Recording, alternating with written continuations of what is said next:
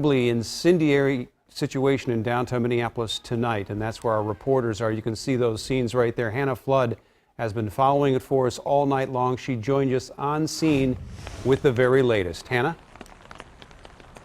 Hey, Randy. Well, we were going to go live at the corner of Chicago and 38th where this incident happened last night, where protests started today. But just about an hour ago, we had reports of a shooting in that area. Minneapolis police can confirm for us that there was a shooting at that corner. One person inside a building there was shot.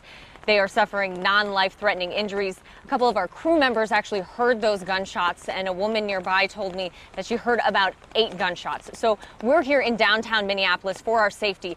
But I want to show you what that scene looked like earlier today as those protests started at that intersection. The official protest started around 5 p.m., where organizers applauded the firing of those 4 Minneapolis police officers involved in the incident, but they called on the city attorney to arrest and charge those officers.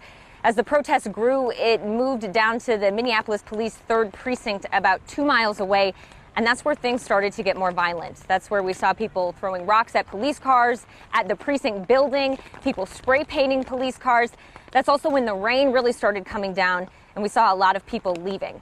Before all of that escalation, though, we did talk to protesters about why they came to South Minneapolis to demonstrate. They should have never used the force like they did. There's a reason why they got tasers and there's a reason why they got mace. They didn't need to put their foot on his neck to hold him down. And there was 2 cops there. I think the mayors did the right thing today by firing the officers that were involved. And I also think that hopefully the county attorney's office will bring charges against the officers. Just tired of this keep happening and the police getting away with it, not this happening. And the guy sat on his neck even after he died. After he took his last breath, he kept his knee on his neck.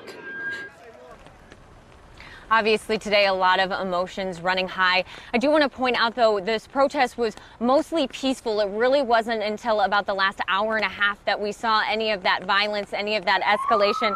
I also do want to point out that a majority of people who came out to demonstrate were wearing face masks. Of course, this rain is having a big impact on demonstrations tonight. You just saw another Minneapolis police officer drive past us here. So obviously things still developing this evening.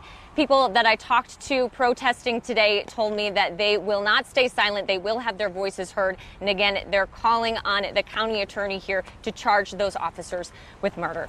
Live in Minneapolis, Hannah Flood, Fox 9.